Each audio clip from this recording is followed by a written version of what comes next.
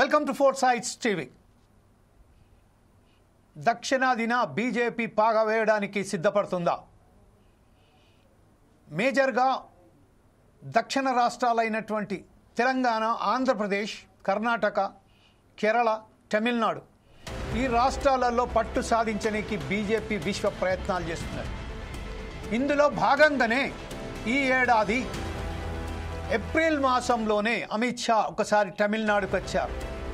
Annamalai BJP చీఫ్గా ఉన్న అన్నమలైను అక్కడి నుంచి వెళ్ళి బీజేపీ పగ్గాలను వారికి సంబంధించిన అన్నమలైకి సంబంధించిన నాగేంద్రన్కు అప్పగించారు. ఆ సమయంలోనే ఆల్ ఇండియా డిఎంకే వారితోని, ఆల్ ఇండియా అన్నా డిఎంకే వారితోని పొత్తుపై కూడా అనేక సార్లు వారితోని మాట్లాడడం జరిగింది. మాట్లాడిన తర్వాత, పొత్తు కుదిరించిన తర్వాత ఈరోజు ఎట్టి పరిస్థితుల్లోనూ దక్షిణాది రాష్ట్రాలలో తమిళనాడులో పాగా వేయడానికి తనదైన శైలిలో అమిత్ షా పావులు కలుపుతున్నట్టుగా కనిపిస్తుంది. అందుకే నిన్న ఏదైతే మదురైలో జరిగిన సమావేశంలోనూ ఏదైతే సంబంధించింది మదురైలోనూ వారు మాట్లాడుతూ వారికి సంబంధించిన కార్యకర్తల సమ్మేళనంలో సంబోధిస్తూ అక్కడ స్టాలిన్కు సంబంధించింది, ఎంకే స్టాలిన్కు సంబంధించిన అక్రమాలు ఎక్కువ అయిపోయాయి, స్కామ్ల మీద ఒక్కసారిగా ప్రజలే అతనికి బుద్ధి చెప్తారు. ఖచ్చితంగా వచ్చే ఈ 2026లోనే ఏదైతే ఈరోజు ఎన్నికలు జరగనున్నాయి 2026లో, ఆ ఎన్నికలలో ఖచ్చితంగా BJP, all India Anna DMK ఖచ్చితంగా గెలుపు పొందుతుంది అని ఒక్కసారిగా అతను చెప్పడం జరిగింది. వాస్తవానికి మనం చూసినట్టయితే దక్షిణాది ప్రాంతంలో బీజేపీకి సంబంధించిన కర్ణాటకలో గతంలోనే ఇంతకుముందు బీజేపీ అక్కడ ప్రభుత్వంలో ఉండే, తర్వాత తమిళనాడుకు సంబంధించి ఆంధ్రప్రదేశ్లో వచ్చిన తర్వాత ఆంధ్రప్రదేశ్లో కుటుంబీగా తెలుగుదేశం, బీజేపీ అలాగే జనసేన పార్టీతో కూటమి ప్రభుత్వం ఏర్పాటు చేసిన బీజేపీ తమిళనాడు ఆల్ ఇండియా అన్నా డిఎంకేతో పొత్తు కుదుర్చుకొని ఖచ్చితంగా ఈసారి నెగ్గే విషయంలో అక్కడ తనదైన శైలిలో వెళ్తున్నది. ఇదే విషయంపై మాట్లాడడానికి ఈరోజు మనతోటి ఫోర్ సైడ్స్ టీవీతోని సలహాలు, సూచనలు అలాగే విశ్లేషించడానికి బీజేపీ అధికార ప్రతినిధి అయినటువంటి డాక్టర్ పి వెంకటరెడ్డి గారు, పల్నాటి వెంకటరెడ్డి గారు మనతోటి ఉన్నారు. అలాగే TPCC secretary, Telangana Pradesh Congress committee secretary అయినటువంటి సామ్యూల్ కార్తిక్ గారు కూడా మనతోటి ఫోర్ సైడ్స్ టీవీతోని మాట్లాడడానికి సిద్ధంగా జూమ్ లింక్లు ఉన్నారు. అదే విషయంపై విశ్లేషించడానికి కోటేశ్వరరావు గారు కూడా మనతోటి ఉన్నారు.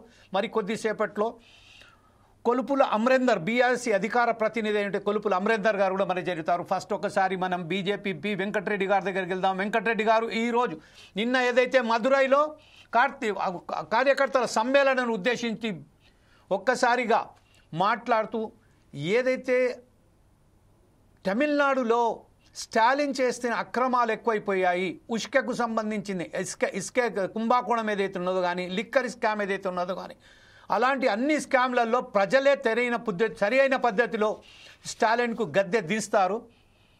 బీజేపీ కాదు గెలుపు, అక్కడ ప్రజలే కోరుకుంటున్నారు కూటమి ప్రభుత్వం రావాలని అని చెప్పారు. ఈ విషయంపై అదే అధికార ప్రతినిధి బీజేపీ మీరేమంటారండి?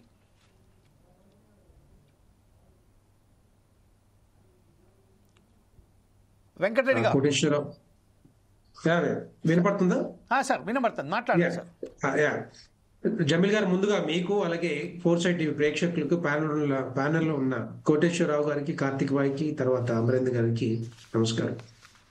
ఈరోజు నిన్న ఏదైతే హోంశాఖ మంత్రివర్యులు, కేంద్ర హోంశాఖ మంత్రివర్యులు అమిత్ షా గారు తమిళనాడులో పర్యటనలో ఏదైతే మదురైలో జరిగిన మీటింగ్ లో మాట్లాడుతూ డెఫినెట్ గా భారతీయ జనతా పార్టీ రేపు వచ్చే 2026 ఎన్నికల్లో, అసెంబ్లీ ఎన్నికల్లో అలయన్స్ పార్టీ ఏదైతే అలయన్స్ తో ఏఐడిఎంకే తోటి పొత్తు ఎలాగో ఉంది కదా, సో పొత్తుతో డెఫినెట్ గా తమిళనాడు ప్రజలు డిఎంకేని ఓడించి తర్వాత ఎన్డీఏ కూటమిని గెలిపిస్తా ఉన్నారు, డెఫినెట్ గా గెలిపిస్తా ఉన్నారు అని చెప్పారు.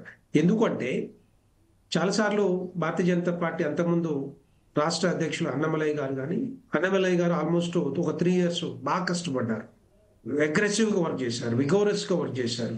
ఈ తమిళనాడు రాష్ట్రాన్ని ముందుకు తీసుకెళ్ళాలి, ఈ డిఎంకే చేతిలో ఉండకూడదు అని చెప్పి ఆలోచనతోటి బాగా వర్క్ చేశారు. ఆ టైంలో ఆయన ఉన్న టైంలో 3.458% ఉన్న ఓట్ షేర్ ని 11% తీసుకెళ్లారు. 11% పార్లమెంట్ ఎన్నికల్లో డబుల్ డిజిట్ కి తీసుకెళ్లారు. సీట్లు తగ్గినా కూడా అక్కడ ఓట్ షేర్ పెరిగింది అక్కడ చెప్పాలంటే. సో అలాంటిది ఇప్పుడు ఏఐడిఎంకేతో పొత్తుతో డెఫినెట్ గా అది 25% 26%కి వెళ్ళే అవకాశాలు ఉంటాయి. డెఫినెట్ గా తమిళనాడు రాష్ట్రంలో ఎన్డీఏ కూటమి అధికారంలోకి రాబోతా ఉంది. మనం చూసాం, చాలాసార్లు మాట్లాడినాం ఈ విషయం మీదనే.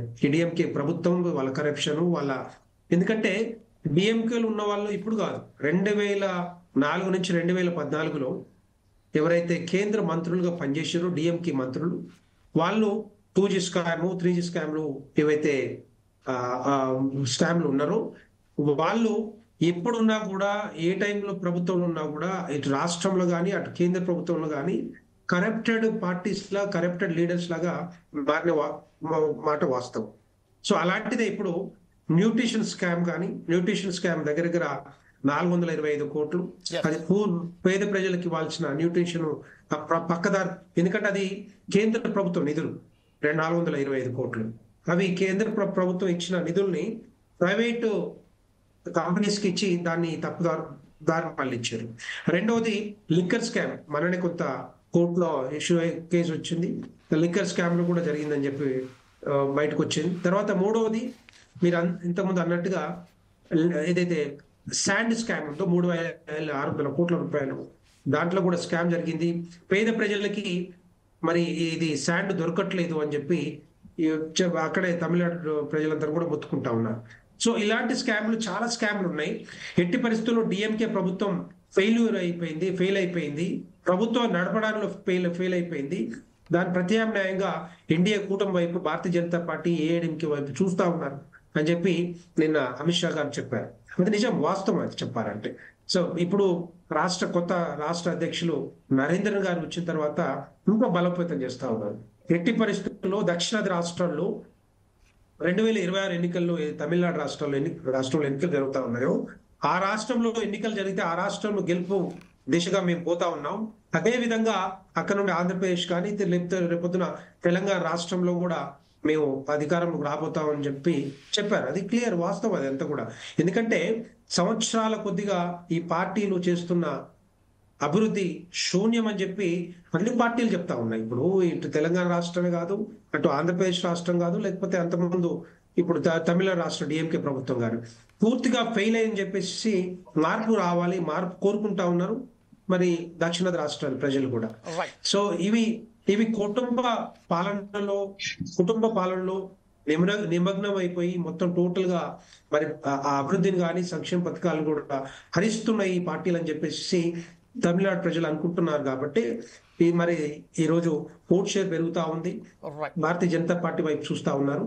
రెండు పార్టీలు కలిపి డెఫినెట్ గా మరి తమిళనాడు రాష్ట్రంలో ఎన్డీఏ కూటమి గెలవబోతా ఉంది. రైట్ సార్, ఇదే విషయంపై ఒకసారి మనం కార్తిక్ గారి దగ్గరికి వెళ్దాం. కార్తిక్ గారు, ప్రస్తుతం మనం చూసినట్టయితే దక్షిణాది రాష్ట్రాలకు సంబంధించింది ఈరోజు కాంగ్రెస్ పార్టీకి సంబంధించి ఖచ్చితంగా మనం కాంగ్రెస్ పార్టీ విషయంలో మాట్లాడితే మాత్రం తమిళనాడులో ఐఎన్డిఐఏ కూటమిలో భాగంగా ఉన్నారు. అయితే డిఎంకే ప్రభుత్వం, స్టాలిన్ ప్రభుత్వం చాలా పటిష్టంగా ఉన్నదని పోతున్నారు. కానీ లోపాయికారిగా చాలా విషయం ఇప్పుడు మన మిత్రులు చెప్పినట్టుగా, మన వెంకటరెడ్డి గారు చెప్పినట్టుగా న్యూట్రిషన్ స్కామ్లో కానీ, శాండ్ స్కామ్లో కానీ, లిక్కర్ స్కామ్లో కానీ అనేక స్కామ్లలో కురుక్కుపోయిన స్టాలిన్ ప్రభుత్వానికి సంబంధించిన ఉనికికే ఈరోజు ప్రమాదం ఏర్పడ్డది.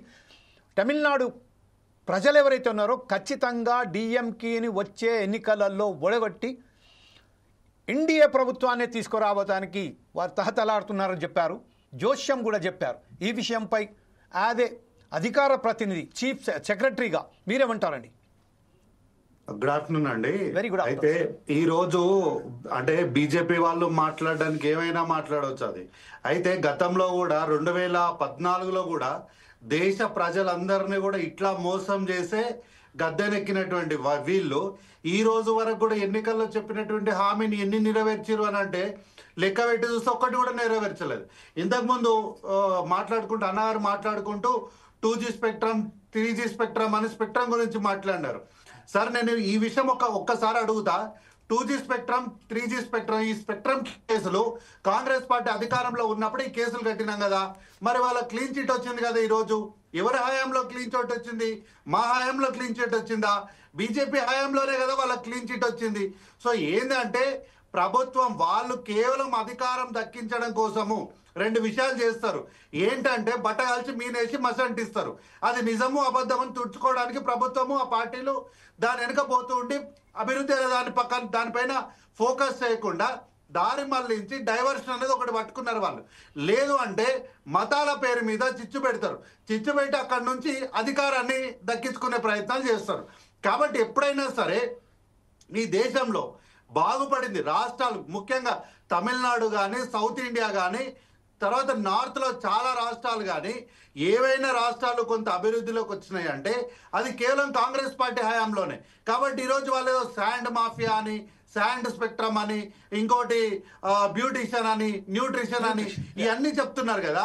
వీటిల్లో ఒకవేళ తొందరపడి అక్కడి ప్రజలకి ఇట్లా తొందరపడి ఏమైనా ఓటు మార్పిడి అంటే అధికార మార్పిడి కనుక చేస్తే ప్రశాంతంగా ఉన్నటువంటి తమిళనాడు మరో మణిపూర్ అవ్వడంలో పెద్దగా ఎక్కువ రోజులు పట్టవన్న విషయాన్ని మనం ప్రత్యేకంగా చెప్పాల్సిన అవసరం లేదు. నాకు తెలిసినంత వరకు సౌత్ ఇండియా ప్రజలు కానీ తమిళనాడు ప్రజలు కానీ చాలా విఘ్నులు. అందులో తమిళనాడు ప్రాంతానికి సంబంధించినటువంటి రాష్ట్రానికి సంబంధించిన ప్రజలు వాళ్లకు వాళ్ళ ప్రాంతం పైన ఎంత ప్రేమ ఉంటుందనేది మనం ప్రత్యేకంగా చెప్పవసరం లేదు. ఏ వేదిక పైన అయినా సరే ఏ రాష్ట్రం వాళ్ళైనా పరాయి భాషలో మాట్లాడతారేమో కానీ తమిళనాడు ప్రాంతానికి చెందినటువంటి వాళ్ళు వేరే భాషలోనే మాట్లాడినటువంటి వాళ్ళు ఈ నార్త్ ఇండియాకి సంబంధించినటువంటి ఈ బీజేపీ పార్టీని అక్కడ తీసుకొచ్చి వాళ్ళ అధికారంలో కూర్చోబెడతారని నేనైతే అనుకోను. ఈరోజు ఇప్పటివరకు అన్నమలై గురించి చాలా గొప్పగా మాట్లాడినారు, మంచిదే సార్. అయితే అన్నమలై గారి గురించి నేను ఒక మాట చెప్తా. కాంగ్రెస్ పార్టీ ఆయనను ఐపీఎస్ అధికారిగా ఆయన చేతుల్లో చట్టాన్ని పెడితే ఈరోజు బీజేపీ పార్టీ ఏం చేసింది? రోడ్ల మీద వచ్చి ఒంటికి పసుపు రాసుకొని తనంతటి తానే కొట్టుకునే స్థితికి తీసుకొచ్చింది. అర్ధనగ్నంగా నిలబెట్టింది అన్నమలై గారిని ఈరోజు తమిళనాడులో బీజేపీ పార్టీ. కాబట్టి తమిళనాడు ప్రజలు కానీ సౌత్ ఇండియా ప్రజలు కానీ ముఖ్యంగా తెలంగాణ రాష్ట్రంలో కానీ బీజేపీ పార్టీ ఒక కుతంత్రాలకు తెరలేపుతుంది. ఏంటి? వాళ్ళు నేరుగా రాలేనటువంటి ప్రదేశాలలో బి టీంలను పెట్టుకుంటుంది. ఆంధ్రప్రదేశ్లో బీజేపీకి బి టీం ఏంది? జనసేన పార్టీ. తెలంగాణలో బీజేపీకి బి టీం ఏంది? BRS party. అట్లా నేరుగా వాళ్ళు అధికారాన్ని చేపట్టలేని కొన్ని రాష్ట్రాలు కానీ ప్రాంతాల్లో కానీ నియోజకవర్గాల్లో కానీ వాళ్ళు ఏం చేస్తారంటే ఆటోమేటిక్గా ఇంకొక బి టీం ఎవరున్నారో చూసి వాళ్ళని కొద్దిగా ఎంకరేజ్ చేసినట్టు వాళ్ళ తొలినాళ్లలో చూపిస్తారు. తర్వాత లాస్ట్కి వచ్చిన తర్వాత చూస్తే ఏముంటారంటే వాళ్ళ చేతిలో ఏముండదు, అధికారం అంతా కూడా వాళ్ళ చేతులను పెట్టుకొని వీళ్ళని కేవలం తోలు బొమ్మలు ఆడించినట్టు ఆడించే ప్రయత్నం చేస్తారు. కాబట్టి విఘ్నులైనటువంటి ప్రజలు గత 11 సంవత్సరాలుగా మనం మోసపోతున్నది చాలు, ఇంకా మోసపోకూడదని మాత్రమే విజ్ఞప్తి చేస్తాను కాంగ్రెస్ పార్టీ నుంచి. రైట్ సార్, ఇదే విషయంపై మనకు సంబంధించిన కొలుపుల అమరేందర్ గారి దగ్గరకు ఉందాం. బీఆర్ఎస్ పార్టీ అధికార ప్రతినిధి అమరేందర్ గారు, ప్రస్తుతం ఏదైతే ఉన్నదో మన మిత్రులు చెప్పినట్టుగా బీజేపీ ప్రభుత్వం ఖచ్చితంగా తమిళనాడులో అధికారంలోకి వస్తుందని జోష్యం చెప్పిన అమిత్ షా ఈ విషయంలో నార్త్లో అక్కడ కొంచెం బలం తగ్గునట్టుగా భావించి సౌత్ మీద దృష్టి పెట్టి ఈరోజు సౌత్ను పూర్తిగా కైవసం చేసుకునే ప్రయత్నం చేస్తున్నారు. ఇప్పుడు మన మిత్రులు చెప్పినట్టుగా తెలంగాణలో బీజేపీకి సెకండ్ బి టీం ఎవరైతే ఉన్నదో బీఆర్ఎస్ పార్టీ అని చెప్తున్నారు. ఆంధ్రప్రదేశ్లో బి టీం సంబంధించిన తెలుగుదేశం పార్టీ అని చెప్తున్నారు, జనసేన అని చెప్తున్నారు. ఈ విషయంపై మీరేమంటారండి? ఇంకో విషయం ఏంటంటే ఈరోజు ఖచ్చితంగా వెంకటరెడ్డి గారు చెప్పినట్టుగా సింగిల్ డిజిట్గా ఉన్న బీజేపీ అన్నమలై హాయంలో డబుల్ డిజిట్గా వచ్చింది. ఈరోజు డబుల్ డిజిట్ కాకుండా డబుల్ డిజిట్కి కూడా 25% కన్నా ఎక్కువ మార్జిన్తో బ్రహ్మాండంగా సాధించే విషయంపై ఈరోజు నాగేంద్రన్ కృషి చేస్తున్నారని చెప్తున్నారు. ఈ విషయంపై మీరేమంటారండి? అందరికీ నమస్కారం అండి, డిబేట్లు ఉన్న వాళ్ళందరికీ. నేను వెంకటరెడ్డి అన్నకు చెప్తున్నా, ఎందుకంటే అమిత్ షా దగ్గర తర్వాత పోదాం. చాలా అద్భుతంగా చెప్పిండు. ఎందుకంటే వాళ్లకు ఈ ప్రజలను గాని రాజకీయ నాయకులను గాని భయపట్టి ఈ దేవుని పేరు చెప్పి అధికారంలోకి వచ్చారు కానీ ప్రజల సంక్షేమ దృష్టిలో అధికారంకి వచ్చినటువంటి ఒక్క రాష్ట్రం కూడా లేదండి ఈ దేశం. ఇంకోటి ఏంటంటే వాళ్లకు ఈ సౌత్ ఇండియా అనేది ద్రావిడ్ కల్చర్.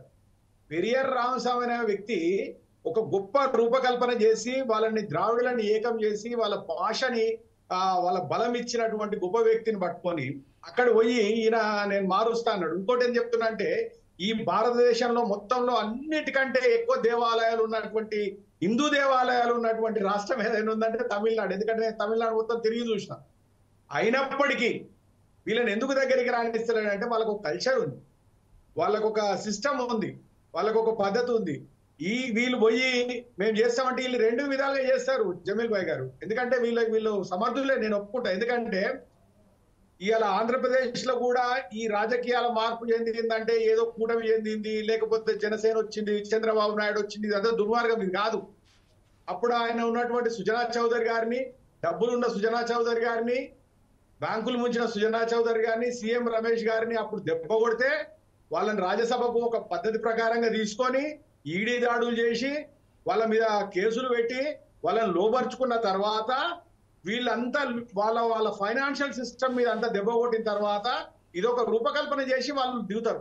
సేమ్ అదే విధంగా ఇప్పుడు కూడా ద్రావిడ్ కల్చర్ ఉన్నటువంటి దీని మీద కూడా ఒక ఫోకస్ చేద్దామనే ఆలోచన చేసింది. మనకంటే నేను చెప్తున్న తెలంగాణ ఆంధ్రప్రదేశ్ కంటే కూడా వాళ్ళు భాష మీద కానీ వాళ్ళ యొక్క రాష్ట్రం మీద కానీ వాళ్ళ మీద కానీ ఎక్కడ ఏ మారపాటు ఉండరు వాళ్ళు.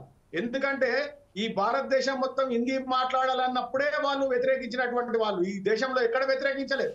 వాళ్ళకి చాలా ఆత్మాభిమానం ఉన్నటువంటి వ్యక్తులు వాళ్ళు తమిళనాడు వాళ్ళు. ఎందుకంటే నువ్వు ఏ పార్టీ అయినా ఉండని కానీ ఈ పార్టీలో ఉండాలి. ఇక్కడ ఉన్న పార్టీలు ఏఐడిఎంకే ఉందా లేకపోతే డిఎంకే ఉందా అన్నట్టు ఉండాలి కానీ భారతీయ జనతా పార్టీని వచ్చే ప్రసక్తి చెయ్యరు. ఇట్లాంటి కలిబోలి మాటలు చెప్తారు. వీళ్ళకు ఉన్నది ఒకటే, ఇప్పుడున్నటువంటి కేంద్ర ప్రభుత్వంలో ఉన్నటువంటి ఈడీ దాడులు, లేకపోతే వీళ్ళ మీద ఇంకేమైనా దాడులు చేయడం, మత విద్వేషాలు రెచ్చగొట్టడం, లేకపోతే ఒక పార్టీని అంతా కొల్యూట్ చేసి మొన్న షిండే గారిని చేసిండ్రు, ముఖ్యమంత్రిని చేస్తా అని చేసిండ్రు, ఏకనాథ్ చేసిండ్రు. ఆయన లాస్ట్ కు ఈ మధ్యకాలంలో చూసినాం, ఆయన రాగానే పోయిండు, ఆయన దింపేసి వీళ్ళు ఎక్కిరు. ఇట్లాంటి కుసంస్కృతి ఉన్నటువంటి వ్యక్తులు. నిజంగా హిందుత్వ పార్టీ అంటే మన అక్కడ ఏం గెలవాలి, శివసేన గెలవాలి. శివసేన హిందుత్వమే కదా. మళ్ళీ ఆ పార్టీని తొక్కి వీళ్ళు అసలు మొట్టమొదటగా హిందుత్వం మీద ఏర్పడ్డ పార్టీ ఏదైనా ఉందంటే ఈ దేశంలో ఉందంటే అంటే ఓన్లీ శివసేన. అట్లాంటి పార్టీని కూడా తొక్కి వీళ్ళు విభజించి పాలించినటువంటి వ్యక్తులు రేపు అక్కడ కూడా ఇట్లాంటి దాడులు చేస్తారు. కానీ తమిళనాడులో కానీ, రేపు తెలంగాణలో కానీ, కేరళలో కానీ, ఈ ప్రాంతాలు, గోవాలో కూడా అపరిస్థితి తెచ్చిరండి వీళ్ళు. గోవాలో కూడా విభజించి పాలించి చేసిరు. పారేకర్ గారు రాకముందు అన్నిటి పార్టీలని కొనుక్కోవడం, వాళ్ళని భయభ్రాంతులను చేయడం, లేకపోతే వీళ్ళు సిస్టమ్ చేయమనండి. ఇప్పటికి కూడా నేను ఏమంటున్నా, మీకు మొన్న నేను కొంచెం ఆరోగ్యం బాగాలేకుండా కొన్ని సబ్జెక్టులకు రాలేదు, కానీ ఈ కగార్ విషయంలో కూడా ఇప్పటికి కూడా అమిత్ షా ఏం చెప్తుడు, మేము నక్సలైట్లను నాశనం చేస్తామంటుండు. కానీ అక్కడ గిరిజనులను కాపాడుతాం, ప్రజలను కాపాడుతాం, అక్కడ ఉన్నటువంటి వసతులలో జమీన్ జంగిల్ వాళ్ళకు ఇష్టము వాళ్ళకి ఇచ్చి ఈ నక్సలైట్లు అవసరం లేకుండా చేస్తామని అంటలేదు, కానీ సంపుతాం అంటుండే. ఇట్లాంటి కూచర్యలకు పాల్పడద్దు. అమిత్ షా గారు ఎన్ని మాటలు మాట్లాడినా గానీ ఈ రాజ్యం చేతులున్నంత సేపు ఉండొచ్చు నీ చేతుల, కానీ అది ఎక్కువ తక్కువ అయినప్పుడు ప్రజలు తిరుగుబాటు చేస్తారు. అది ఇక్కడ నుంచి కాదు, మళ్ళీ నువ్వు నార్త్ ఇండియాలో కూడా ఈ పరిస్థితులను తీసుకొచ్చే పరిస్థితులు వస్తాయి. అమరేందర్ గారు, ఓకే రైట్. మరొకసారి మీ వద్దకు వస్తానండి. ప్రస్తుతం మనం కోటేశ్వరరావు గారి దగ్గర వెళ్దాం. కోటేశ్వరరావు గారు 1 సంవత్సరం పాటు పన్నీర్ సెల్వం అక్కడ ఏఐడిఎంకేకు సంబంధించిన సీఎంగా ఉన్నారు. తర్వాత అదే పన్నీర్ సెల్వం నుంచి వెళ్ళి మనకు సంబంధించిన ఇప్పుడు ఆయన పేరు పళనిస్వామి అతను చెరిగించుకున్న తర్వాత స్టాలిన్ ఒక బలమైన పార్టీగా వచ్చి డిఎంకేగా ఒక బలమైన ఒక సీఎంగా వచ్చారు. ఈరోజు ప్రస్తుతం ఏమైతే ఉన్నదో అమిత్ షా గారు ఏదైతే ఉన్నారో అనేక స్కామ్లలో ఇరుక్కునే స్టాలిన్ ఖచ్చితంగా ప్రజల చేతిలో ఓటమి పాలవుతారని జోత్యం ఏదైతే చెప్తున్నారు. అలాగే మనం ఒక విషయం మనం వెంకటరెడ్డి గారు చెప్పినట్టుగా ఇప్పుడు అమరేందర్ గారు కూడా ఇదే విషయం అడిగాను. కాకపోతే ఏంటంటే సింగిల్ డిజిట్గా ఉన్న బీజేపీకి సంబంధించిన ఈరోజు ఎవరైతే నాగేంద్రన్ గారు వచ్చారో దానికి ఖచ్చితంగా డబుల్ డిజిట్ కన్నా బ్రహ్మాండంగా ఈరోజు తీసుకొస్తారు, సత్పథ్యాలు ఇస్తారని చెప్తున్నారు. ఈ విషయంపై యాజ్ ఎ విశ్లేషణకునిగా మీరు ఖచ్చితంగా దీని మీద నమ్ముతారా? వచ్చే 2026 ఎన్నికలలో తమిళనాడులో బీజేపీ ప్రభుత్వం, కూటమి ప్రభుత్వం అక్కడ ప్రభుత్వం స్థాపించబోతుందా? ఇప్పుడు ఏ పార్టీకి చెందినటువంటి వాళ్ళు ఆ పార్టీ అభిప్రాయాల్ని లేకపోతే వాళ్ళ బలం గురించి చెప్పుకుంటారు తప్ప యా బలహీనతల గురించి చెప్పుకున్నటువంటి పార్టీ ఇంతవరకు భారతదేశంలో ఎక్కడా లేదు, ముఖ్యంగా ఎన్నికల పద్ధతిలో. అందువల్ల మేము అధికారానికి వస్తాము, ఒక తమిళనాడే కాదు మొత్తం దక్షిణాది రాష్ట్రాలన్నింటిలో మేము వస్తాము అని చెప్పేసి అమిత్ షా గారు చెప్తున్నారంటే చెప్పుకోవడానికి ఆయనకి రైట్ ఉంది. ఏ పార్టీకి అయినా అటువంటి రైట్ ఉంది. జనం మద్దతు ఇవ్వాలి కదా, జనం కదా ఓటు వేయాల్సింది ఆయన చెప్పినట్టుగానే. అందువలన తమిళనాడులో అటువంటి భౌతిక పరిస్థితి ఉన్నదా, లేకపోతే ఆంధ్రప్రదేశ్ లో ఉందా, లేదా ఇంకో రాష్ట్రంలో ఉందా అనేటువంటి ఏ రాష్ట్రానికి ఆ రాష్ట్రం భిన్నమైనటువంటి దక్షిణాదిలో ఉన్నటువంటి 4 రాష్ట్రాలు 5 రాష్ట్రాలు కూడా భిన్నమైనటువంటి రాజకీయ వాతావరణం ఉన్నటువంటి అనేది ముందుగా మనం గమనించాలి. అందువల్ల ఇప్పుడు మనం తమిళనాడు గురించి మనం చెప్పుకుంటున్నాం కనుక తమిళనాడులో మొన్న జరిగినటువంటి లేటెస్ట్ గా జరిగినటువంటి లోక్సభ ఎన్నికల్లో ఇండియా కూటమికి అంటే డిఎంకే కూటమికి 47% ఓట్లు వచ్చాయి. బీజేపీ కూటమికి 18%, అదే విధంగా అన్నా డిఎంకే వాళ్ళతో ఉన్నటువంటి వాళ్ళకి 23% వచ్చాయి. అందుకని ఈ రెండు కలుపుకున్నా గానీ 41%, 47% అనేటువంటి మనకి లెక్కలు తెలియజేస్తున్నాయి. ఇది లెక్కలు. ఈ లెక్కల్లో అంటే ఈ ఏడాదిన్నర కాలంలో లేదా వచ్చేటువంటి ఏడాదికి దేని మార్పులు ఏమన్నా వస్తాయి అనేటువంటిది బీజేపీ వాళ్ళు చెప్తున్నారు. వస్తాయా రావా అనేటువంటిది మనం చూడాల్సిందే. ఇక్కడ సమస్య ఏంటంటే బీజేపీ బలహీనత, అసలు అన్నాడీఎంకేతో మాకు పని లేదు అని చెప్పినటువంటి వాళ్ళే ఆ అన్నాడీఎంకే తోటి మనకి సినిమాల్లో ఎలిజబెత్ టేలర్ ఉంది, ప్రముఖ హాలీవుడ్ నటి. ఆమె చేసుకున్నటువంటి వాళ్ళనే పెళ్లి చేసుకొని మళ్ళా వాళ్ళకే విడాకులు పదే విడాకులు ఇచ్చినటువంటి చరిత్ర అనుకుంది. అదే విధంగా ఒకసారి బీజేపీ అన్నాడీఎంకే వివాహం చేసుకుంటాయి, రాజకీయ వివాహం, తర్వాత వాళ్ళు విడిపోతారు, మళ్ళా వివాహం చేసుకుంటారు, మళ్ళా విడిపోతారు. ఇది చరిత్ర అంతా ఉంది తమిళనాడులో. ఇప్పుడు మళ్ళా వివాహం చేసుకున్నారు. ఎట్లా వివాహం చేసుకున్నారు? అన్నామలై అనేటువంటి వీరభోగ వసంతరాయన్ని మీరు పక్కన పెడతారా లేదా అంటే పక్కన పెట్టేశారు. ఆయనకి ఏదో కేంద్ర పదవి ఇస్తారు లేదా పార్టీలో పదవి ఇస్తారని చెప్పేసి పెద్ద ఎత్తున వార్తలు వచ్చాయి. బీజేపీ వాళ్ళు అధికారికంగా చెప్పలేదు అనుకోండి, మీడియాలో అట్లా వార్తలు రాయించారు. కానీ ఇప్పుడు అన్నామలై ఏం చేస్తున్నాడో లేకపోతే ఎక్కడన్నా ఆ మధ్య ఎక్కడో చదివాను నేను, హిమాలయాలకు వెళ్ళి తపస్సు చేసుకోవడానికి వెళ్తున్నానని చెప్పి, మరి వచ్చాడో లేదో తెలియదు. అందుకని ఇక్కడ ఎట్లాగైతే మన బండి సంజయ్ గారిని తప్పించేశారు, అన్నామలైని మీరు తప్పించాలి, అన్నామలై ఏ విధంగానూ ఉండకూడదు, ప్రచారంలో ఆయన రాకూడదు అని చెప్పినటువంటి అన్నాడీఎంకే పెట్టినటువంటి షరతుని మరి అమిత్ షా గారు అంగీకరించారు, లేదా నరేంద్ర మోడీ గారు దానికి ఆమోద ముద్ర వేశారు. అటువంటి పార్టీ అంటే చక్రం మీద కూర్చొని తిరుగుతున్నటువంటి పార్టీ ఒక విధంగా చెప్పాలంటే, అటువంటి పార్టీ మేమే వస్తామని చెప్పేసి చెప్పుకోవడంలో అదొక మైండ్ గేమ్. అందువలన వస్తారా రారా, అసలు ఆ కూటమి మళ్ళా ఎన్నికల వరకు కూడా ఉంటుందా, లేదా మళ్ళా విడాకులు తీసుకుంటారా ఏమిటనేటువంటి మనం ఊహించి చెప్పలేము. ఏమైనప్పటికీ అక్కడ ఇండియా కూటమి మిగతా దేశం అంతటా ఉన్నటువంటి రాష్ట్రాల్లో ఉన్నటువంటి పరిస్థితి వేరు. హర్యానాలో కావచ్చు, లేకపోతే ఇంకో చోట కావచ్చు, అనుసరించినటువంటి మహారాష్ట్రలో కావచ్చు అనుసరించినటువంటి కొన్ని పొరపాట్లు, ముఖ్యంగా పెద్ద పార్టీగా ఉన్నటువంటి కాంగ్రెస్ అనుసరించినటువంటి వైఖరి తోటి ఎదురు దెబ్బలు తిన్నది. కానీ తమిళనాడులో కాంగ్రెస్ ప్రధానమైనటువంటి పార్టీ కాదు, డిఎంకే, అదే విధంగా వామపక్షాలు వీళ్ళందరూ కలిసినటువంటి పార్టీ. అక్కడ కెమిస్ట్రీ బాగా కుదిరింది, వాళ్ళ మధ్య విభేదాలు అట్లాంటివి ఏమీ లేవు. అందువలన అక్కడ ఒక నిజంగానే అమిత్ షా గారికి ఒక ప్రధానమైనటువంటి సవాల్. గతంలో నరేంద్ర మోడీ గారే అక్కడికి వెళ్ళి దాన్ని ఏమి ఆ కోటను బద్దలు చేయలేకపోయారు. ఇప్పుడు అమిత్ షా గారు ఏం చేస్తారు, లేదా మళ్ళీ నరేంద్ర మోడీ గారు ఏం చేస్తారు అనేటువంటి ప్రశ్న. అందువలన రెండవది, పక్కనే ఉన్నటువంటి ఆంధ్రప్రదేశ్ లో జరిగింది ఏమిటి? ఆంధ్రప్రదేశ్ లో మన అమరేందర్ గారు, మన మిత్రుడు బి టీం, అసలు బి టీం కాదు, అక్కడ సి టీం. ఆంధ్రప్రదేశ్ లో పవన్ కళ్యాణ్ గారు తీసుకొచ్చారు, మీకు 4 సీట్లన్నా రావాలా, 1 సీట్ అన్నా రావాలా, ఒక మంత్రి పదవి రావాలంటే తెలుగుదేశంతో కలవాలని చెప్పేసి వాళ్ళు తీసుకొచ్చారు. అందుకని అక్కడ పూర్తిగా ఆధారపడేటువంటి పార్టీ అక్కడ ఆంధ్రప్రదేశ్ లో కూడా మేము వస్తామంటే ఎట్లా వస్తారు? తెలుగుదేశం పార్టీని పక్కకి నెట్టేసి వస్తారా వీళ్ళు? తెలుగుదేశం పార్టీ ఊరుకుంటుంది అక్కడ. అందుకని ఇటువంటి కొన్ని అతిశయోక్తులు కూడా చెప్పుకుంటారు. ఇక తెలంగాణకు వచ్చేసరికి తెలంగాణకి రాబోయేటువంటి రోజుల్లో బీజేపీకి కొన్ని కొత్త సమస్యలు రాబోతున్నాయి.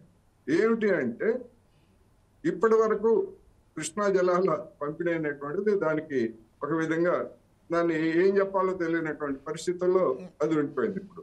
ఎందుకంటే ఆంధ్రప్రదేశ్ లో తెలుగుదేశం పార్టీతో చేతులు కలిపిన తర్వాత మరి ఆంధ్రప్రదేశ్ కి అన్యాయం జరిగింది అని అంటే అక్కడ పరిస్థితి వాళ్ళ పరిస్థితి ఏమిటి?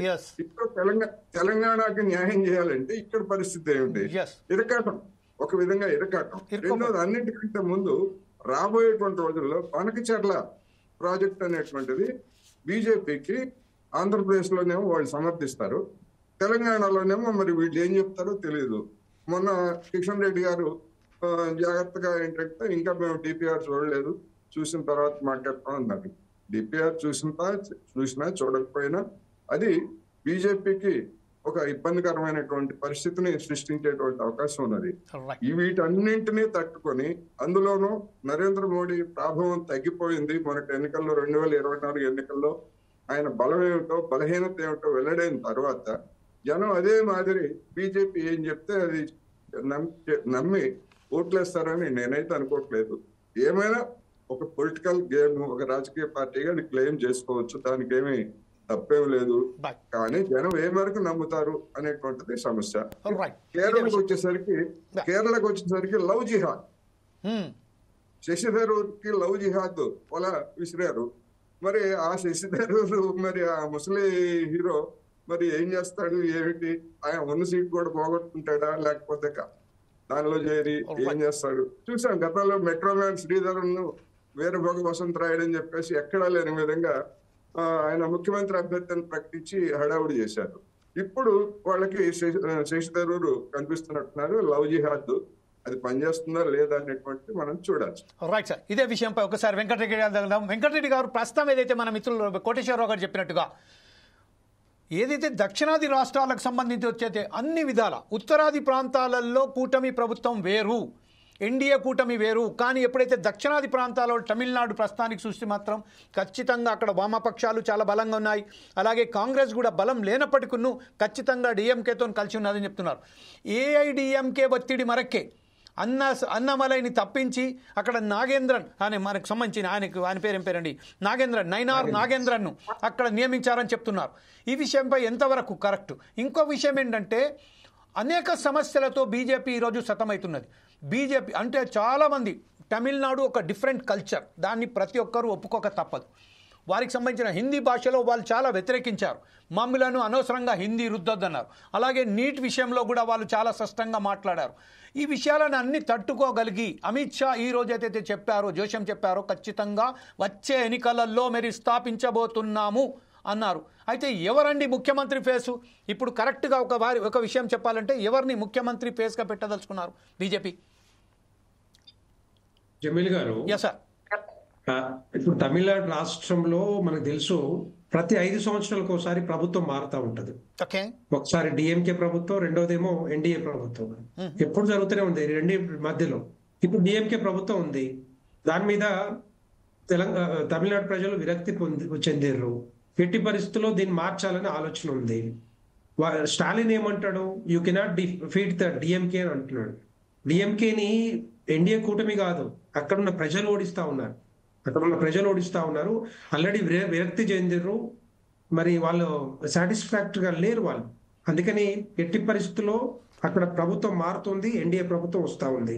ఆ జోస్యం ఏదైతే చెప్పారో అమిత్ షా గారు 100% కరెక్ట్. రెండవది అక్కడ ఎందుకంటే అక్కడ కరప్షన్ జరిగింది. కుటుంబ పాలన, వారసత్వ పాలన నుంచి ఎట్టి పరిస్థితుల్లో తమిళనాడు ప్రజలను విముక్తి చెందించాలనే ఆలోచన ఉంది. కాబట్టి తమిళనాడు ప్రజలందరూ కూడా, నేను ఒక మాట చెప్పాలనుకుంటున్నాను, పెరగదు రాదు అంటున్నారు. నేను ఒకటే మాట చెప్పాలనుకుంటున్నాను. 1984లో ఉన్న 2 సీట్లు ఉన్న భారతీయ జనతా పార్టీ 334 సీట్లకు ఎట్లా పెరిగిందండి? 3.58% ఉన్న ఓట్ షేరు ఇప్పుడు 11% తమిళనాడు రాష్ట్రంలో ఎట్లా పెరిగింది? పెరగదా? డెఫినెట్ గా పెరుగుద్ది. ఏదో ఒక రోజు పెరుగుద్ది, ఏదో ఒక రోజు భారతీయ జనతా పార్టీ సింగిల్ గా ప్రభుత్వంలోకి వస్తుంది, అది మాత్రం గ్యారంటీ. ఇప్పుడు కాకపోతే రేపొద్దున ఏ కల్చర్ అయినా పర్లేదు, ద్రవిడన్ కల్చర్ అయినా ఏ కల్చర్ అయినా కూడా అభివృద్ధి సంక్షేమ దృష్ట్యా అయితే రెండు కళ్ళు ఉన్నాయో అవన్నీ ముందు తీసుకుపోతా ఉన్నారు. కాబట్టి ఈ భారతదేశంలోనే ఏ ఎన్నికలు వచ్చినా కూడా మరి అక్కడ ఓడించే పార్టీ ఏది? భారతీయ జనతా పార్టీ, కాంగ్రెస్ పార్టీ ఓడిస్తా ఉంది. అటు మధ్యప్రదేశ్ కానీ, రాజస్థాన్ కానీ, హర్యానా కానీ, ఢిల్లీ కానీ, ఇంకో ఏ ఎన్నికలే కూడా అది ఓర్వలేక చెప్తా ఉంటారు, రకరకాలు చెప్తారు. మేము చెప్పేదంతా కూడా వాస్తవమే చెప్తా ఉన్నాం, వాస్తవాలే చెప్తా ఉన్నాం. ఓడించాలనుకున్నాం, ఓడిస్తూనే ఉంటాం. మొన్న చేసింది కూడా 2023 ఎన్నికల్లో టిఆర్ఎస్ పార్టీని గద్ద దించుతా అని చెప్పినాం, దించినాం. అప్పుడున్న రాష్ట్ర అధ్యక్షులు బండి సంజయ్ గారు పాదయాత్ర చేసి అవినీతి కుంభకోణాలు ఏవైతే జరిగినాయో అవన్నీ రోడ్డు మీద పెడితేనే తెలంగాణ ప్రజలకు చెప్పిన తర్వాతనే ఆ రోజు కేసీఆర్ గారి మీద కానీ బీఆర్ఎస్ పార్టీ మీద వ్యతిరేకత వచ్చి, పూర్తి వ్యతిరేకత వచ్చి మరి ఇప్పుడు ఏమైందో తెలుసు మనకి. అదేవిధంగా 2024 ఎన్నికల్లో, పార్లమెంట్ ఎన్నికల్లో 8 స్థానాలు ఎట్లా వచ్చినాయి? పార్లమెంట్ స్థానాలు almost equal to the 52-54 assembly స్థానాలు. అవన్నీ కూడా వారికి పట్టు లేదా మాకు? అదే ప్రజలు వేయలేదా ఓటు? భారతీయ జనతా పార్టీకి తెలంగాణ ప్రజలు ఓటు వేయలేదా? అదే విధంగా రేపు కూడా తమిళనాడు రాష్ట్రంలో 26 ఎన్నికల్లో ఎట్టి పరిస్థితుల్లో అధికారానికి వస్తా ఉన్నాం. అది మీరు చూస్తుంటారు. మళ్ళీ ఒకసారి డిబేట్ పెడదాం దీని మీద. ఇదే విషయంపై ఇంకొక విషయం, కాంగ్రెస్ మిత్రులు చెప్పినట్టుగా ఒకవేళ కనుక తమిళనాడులో బీజేపీ ఎన్డీఏ కూటమి ప్రభుత్వానికి స్థాపిస్తే మాత్రం ఇంకొక మణిపూర్ లాగా అవుతుందని చెప్పారు. ఈ విషయంపై మీరేమంటారు? అక్కడికి వస్తున్నా. కాంగ్రెస్ మిత్రులు మాట్లాడుతూ తమిళనాడు రాష్ట్రంలో భారతీయ జనతా పార్టీ కానీ లేకపోతే ఎన్డీఏ కూటమి గెలిస్తే మణిపూర్ని ఈ కుట్రలు కుతంత్రాలు చేసింది, ఈ మణిపూర్ విధ్వంసాలు చేసేది, కుట్రలు చేసేది ఎవరంటే కాంగ్రెస్ పార్టీ చేస్తా ఉంది. అక్కడ కాంగ్రెస్ పార్టీ రెచ్చగొట్టి, రాహుల్ గాంధీ రెచ్చగొట్టి అక్కడ ఇష్టం వచ్చినట్టుగా రెచ్చగొట్టే వ్యాఖ్యలు చేయబట్టే మణిపూర్ని ఆ విధంగా చేస్తా ఉన్నారు. భారతీయ జనతా పార్టీ ఎక్కడ కూడా చేయదు. కుట్రలు కుతంత్రాలు చేసేది, మత విద్వేషాలు పెంచేది, రాజకీయాలు చేసేది కాంగ్రెస్ పార్టీ. కాంగ్రెస్ పార్టీకి ఏ రాష్ట్రంలో చూసినా కూడా B team, C team, D team, E team, F team అన్ని ఉన్నాయి. సిపిఎం, ఎంఐఎం, ఈవెన్ టిఆర్ఎస్ కూడా 2004లో కానీ 2009లో కానీ ఏ పార్టీలతో పొత్తు పెట్టుకున్నారు?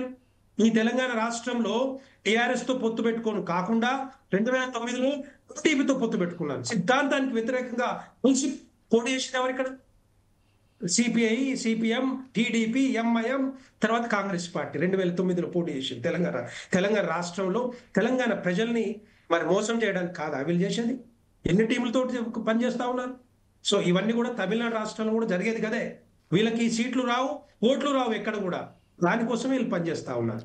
దానికోసమే మరి ఈ టీంలన్నీ కూడా తయారు చేసి పెట్టుకుంటా ఉన్నారు. నేను రెండో పాయింట్ చెప్తా ఉన్నాను. సో ఇది దాని తర్వాత అమరేందర్ గారు రెండు మూడు మాటలు చెప్పారు. అది ఒక ఎగ్జాంపుల్ ఏంటంటే మహారాష్ట్ర ఎన్నికల గురించి చెప్పారు. నేను అడుగుతాను ఒకటే షూట్ ప్రశ్న. శివసేన సిద్ధాంతం ఉన్న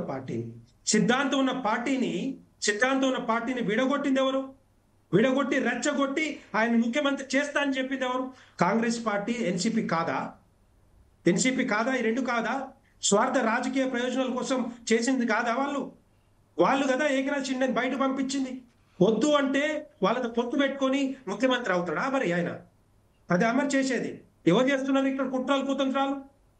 మరి కాంగ్రెస్ పార్టీ కానీ ఎన్సీపీ కాదా చేసింది అక్కడ?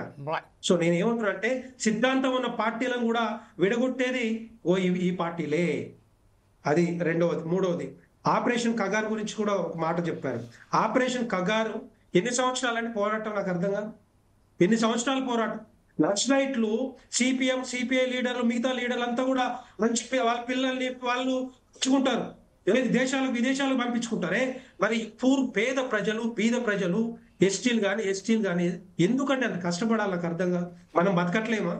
వాళ్ళు రావద్దా మనం జన సమూహాల్లోకి? మన ప్రజల మధ్యలో బతకొద్దా? వాళ్ళు ఎంతసేపు అడవుల్లో బతకాలనా? చదువుకున్న వాళ్ళు, ఎంటెక్లు, బీటెక్లు చేసిన వాళ్ళు కూడా ఎందుకంటే అంత బాధ ఎందుకు నాకు అర్థం కావట్లేదు. రావాలి, నిజంగానే జనాలకు రావాలి, వాళ్ళు విరమించుకోవాలి, వచ్చి ఎందుకు పోరాటం? మీరు అది ఎందుకు చెప్పారు అంటున్నా?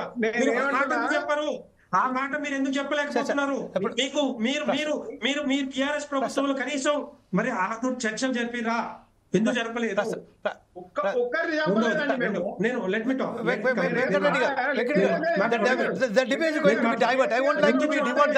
ముగ్గురికి సమాధానం చెప్పాలి. మీ ముగ్గురికి సమాధానం చెప్పాలి. ముగ్గురికి సమాధానం చెప్పాలి. ముగ్గురికి సమాధానం చెప్పాలి. పట్టాలు ఇస్తాము. ముగ్గురు సమాధానం చెప్పాలి. ఇచ్చారు కదా మీరు, పొడుగులకు ఇచ్చారు కదా మన్నాడానికి. ఎందుకు ఇచ్చారు మనం చూపించాలి, లెక్క చూపించాలి. ఎక్కడ ఇచ్చారు, ఎక్కడ ఇచ్చినారు మీరు, ఎక్కడ ఇచ్చారు? దళితులకు 3 ఎకరాలు ఎక్కడ ఇచ్చారు? దళితులకు 3 ఎకరాలు ఎక్కడ ఇచ్చారు చెప్పండి. మీరు ఇచ్చింది ఎక్కడ చెప్పు? మీరు ఇచ్చింది దళితులకు 3 ఎకరాలు ఎక్కడ ఇచ్చారు? దళితులు ముఖ్యమంత్రి చేసిరా?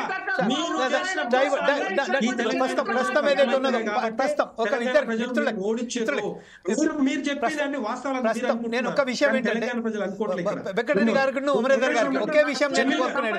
జమీల్ గారు ఒక నిమిషం ఉండండి. జమీల్ గారు ఒకే విషయం నేను ఏమంటున్నానంటే మనం సంబంధించిన తమిళనాడుకు సంబంధించిన డెఫినెట్ గా నేను ఒక విషయం ఇద్దరితో కోరేది ఏంటంటే మనం ఆపరేషన్ కగార్ మీద ఈ విషయం ఈ రోజు మనం ఈ టాపికే కాదు, తమిళనాడుకు సంబంధించిన రాజకీయాలు మాత్రమే మాట్లాడుతున్నాం కాబట్టి ఆ విషయంపై మాట్లాడదాం. ఎందుకంటే operation Kagar is the broad aspect, అంటే we have to discuss on it. వాళ్ళు నేను చెప్తున్నాను, నక్సలైట్లు ఎంత బాధపడతాను, ఎంతమంది చెప్పాలి.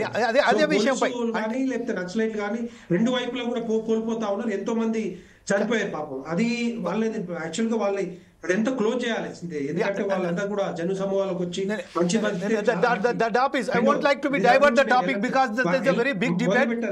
రెండోది మోడీ ఎఫెక్ట్. ఒక నిమిషం ఉండండి, ఈ విషయంలో కోటేశ్వరరావు గారు 2-3 విషయాలు చెప్పారు. అది ఏంటంటే డెఫినెట్ గా, ఎందుకంటే కూటమిలోకి ఇప్పుడు తమిళనాడు రాష్ట్రంలో ఎన్డీఏ కూటమి ఉండే అంతకుముందు, ఎస్ ఉంది. ఏఎండిఎంకే వాళ్ళు సింగిల్ గా రావాలనుకున్నారు, భారతీయ జనతా పార్టీ వద్దనుకున్నారు. సో వాళ్ళు వాళ్ళు వచ్చారు, ఆ టైంలో ప్రభుత్వాన్ని ఏర్పాటు చేసారు, అది ఓకే.